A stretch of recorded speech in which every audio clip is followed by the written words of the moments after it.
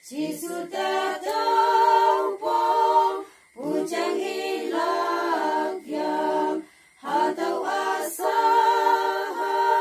liao kuyang tau sau si wante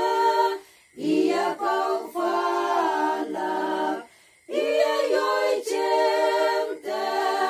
bawa tong nang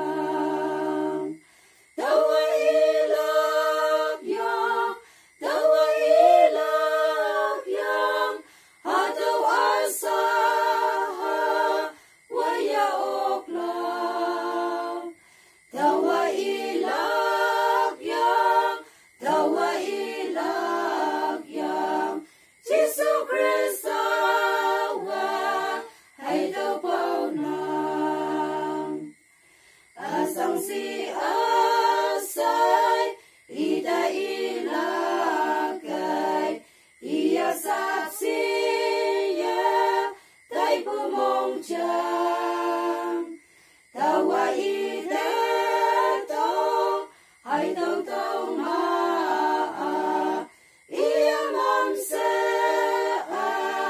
hang ki wen na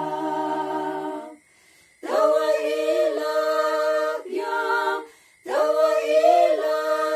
yang hatau asa waya oklang tawa ilak yang Jisu Krista